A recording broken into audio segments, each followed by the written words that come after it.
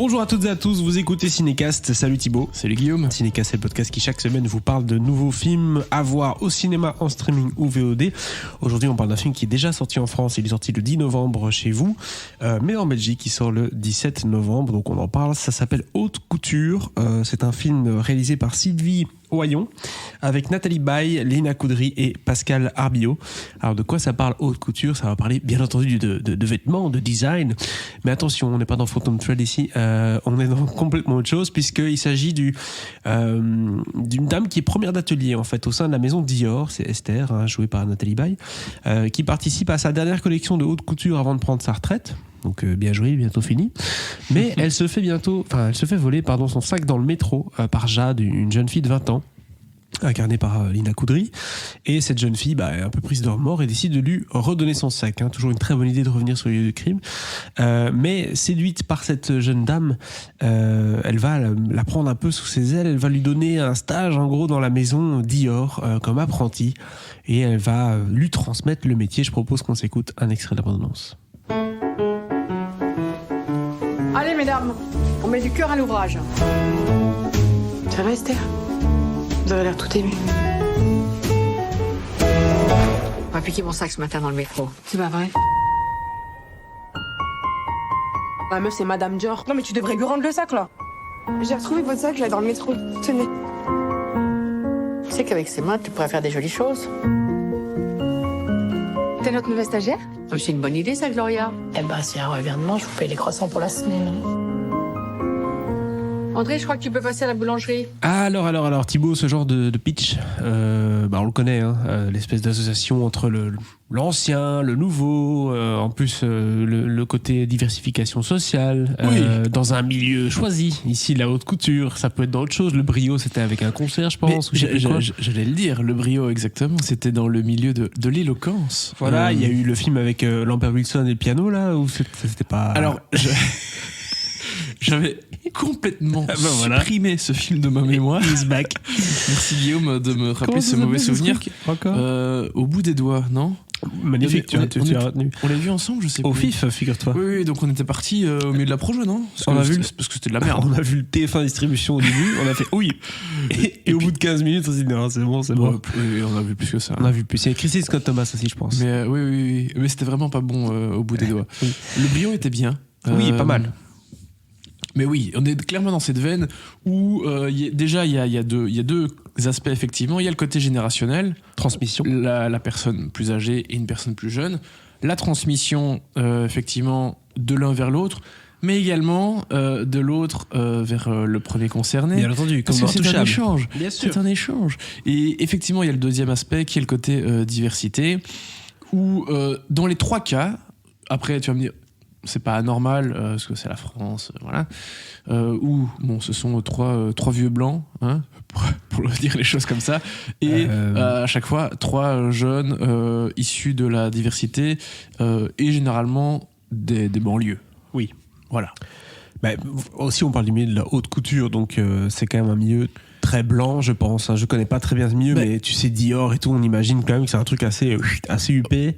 Oui, les trois milieux des films qu'on a cités sont assez élitistes. Oui. Bon, le côté aller à l'académie, ça l'est peut-être un peu moins. Non, ça c'est plus accessible, oui. C'est accessible globalement à tout le monde, mais c'est quand même quelque chose de bien traditionnel, quand même, aller étudier la musique à l'académie. Voilà, c'est au conservatoire, c'est pas l'habitude, on se dit pas que tout le monde va aller apprendre le violoncelle. Non, c'est pas dans les traditions de tout le monde. Non. L'éloquence, bien que ça change beaucoup. Maintenant, quand tu vois des affiches de concours d'éloquence, tu vois clairement la diversité du truc, mais jusqu'il y a encore pas si longtemps, c'était quand même un milieu très très traditionnel. C'est parce que ça marche sur YouTube, mais ça fait cliquer l'éloquence. Le nombre de chaînes sur les débats, les trucs, les bazars, l'analyse décortiquée. Donc voilà, on va être. Mais dans tous les cas, et ici avec la couture, effectivement, dans tous les cas, les trois domaines sont des domaines très précis qui demandent certaines compétences, tu vois. Parce que quand le brio est sorti, les gens ont dit c'est un vieux blanc qui apprend à parler à une jeune fille. L'éloquence, c'est pas parler. Non, ça va plus loin. C'est le débat, C'est c'est apprendre la à- façon de s'exprimer, ça n'a rien à voir. Argumenter, Voilà. à réfléchir en parlant, ce qui n'est pas Exactement. facile et que peu de gens Moi, font. je pourrais pas en faire. Hein. Non, c'est difficile. Bon, tu vas me dire, on s'est déjà pas parlé, hein, Ouais, on bon, bafouille ça- sur 4 mots sur Ne 5. lance pas les commentaires Mais, avant même qu'ils arrivent, c'est gentil. Mais souvent, c'est quand même un domaine français reconnu. Tu vois ce que je veux dire? Oui. Le débat, c'est quand même. Oui, t'as le une force côté française, hein, t'as le tu côté vois. Made in France. Voilà. Et là, la haute couture Dior, enfin, je veux dire, tu peux pas faire mieux. Il n'y a pas plus français, quoi. Jean-Paul Donc, Gaultier, peut-être. c'est ça. Non, mais enfin voilà, ça. oui, c'est quelque chose de très, très franco-français. La France, hein. Mais attention, c'est pas Kanye West qui va chez Dior. On est vraiment dans un truc beaucoup plus sage, Oui. gentillet. C'est vraiment le film où les parents vont emmener leurs enfants, les grands-parents peuvent emmener aussi leurs petits-enfants.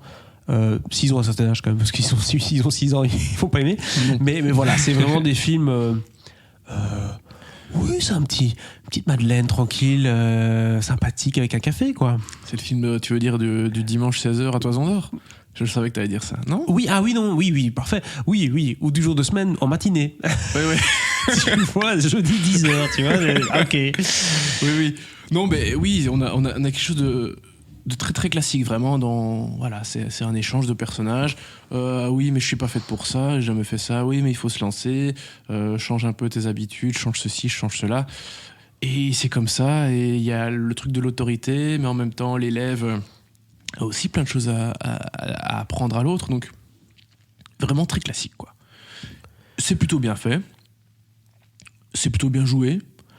Nathalie Baye, Lina Caudry, moi j'aime beaucoup. J'aime beaucoup Lina Caudry. Bon, malheureusement pour elle, elle a pas des mois d'octobre et novembre très fameux parce que French Dispatch, globalement, c'était pas une grande réussite. Les gens ont vite oublié. Hein. Je crois que les gens ont oublié que ce film sortait. Bah oui. Et Haute Couture, voilà, c'est pas un haut fait d'armes, mais c'est une excellente actrice. Et vraiment, leur duo fonctionne assez bien à Nathalie Baye et elle.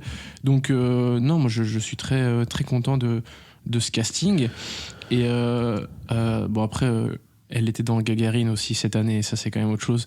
Mais elle sera prochainement Oui, dans faut Les Trois pas. Mousquetaires. Et Et dans ça va être autre chose aussi. Et dans novembre aussi avec Jean Dujardin, si je me trompe pas. Donc, quand même, hein, ça va. C'est pas si mauvais. Elle a des films qui arrivent. On va voir pour novembre. Comment se revoir pour novembre? On n'a pas encore vu ça. Non, mais bon, tu vois, je veux dire, pour une jeune actrice jouer Oui, dans oui, des mais films comme ça, c'est de toute toujours bien. façon, c'est une actrice qui monte, Voilà. hein, très clairement, et elle a déjà montré de très très très belles choses. Donc voilà, ici c'est une corde en plus, c'est une belle ligne en plus sur son CV. Après, en vrai, tu lui dis voilà, tu vas passer tout un film avec Nathalie Baye où il y a vraiment des belles scènes de dialogue. Bah tu dis pas non, hein, c'est quand même assez sympa. C'est clair. En tant que comédien, même si parfois les films sont pas toujours à la hauteur de tes espérances, il faut aussi penser à ça. Pourquoi un comédien accepte un film? Il y a aussi plein de choses derrière qui sont enrichissantes personnellement. Oui. Et là, clairement, oui, tu comprends qu'elle aille vers ce type de projet. Ils vendent le film comme étant une comédie dramatique. Est-ce qu'il y a vraiment un aspect comique ou on est plutôt vraiment dans la relation ici Non, oui, c'est un drame gentil. Un drame gentil social. Oui. Drame gentil social. Oh, bah, Voilà. il en faut aussi, hein. Bien sûr, tout à fait. Donc ça correspond tout à fait à un style de visionnage et un style de client hein, pour ce genre de film d'habitude. Et c'est pas de mauvaise facture. Rarement ça surprend, hein, on va pas se mentir. C'est jamais surprenant, mais Voilà. c'est pas devant ce genre de film que je m'attends à être surpris. Non. Donc voilà, j'ai pas de problème avec ça. Très bien. Est-ce que ce thé, du coup, quelle note tu lui donnes à ce petit thé à la camomille? Je préfère le thé à la camomille quand même. Mais non, bah un 2 étoiles, parce que vraiment ce qu'il fait, enfin il remplit son cahier des charges, il fait bien ce qu'il veut faire. Voilà, il va exactement là où on l'attend et c'est bien comme ça. Voilà. Pas beaucoup de surprises pour ce haute couture, mais une qualité quand même qui est là. 2 étoiles pour ce film. N'hésitez pas à partager votre avis dans les commentaires, surtout qu'il est déjà sorti chez vous en France. Et surtout, abonnez-vous au podcast sur la plateforme de votre choix pour ne pas manquer nos nouvelles recommandations. À très bientôt.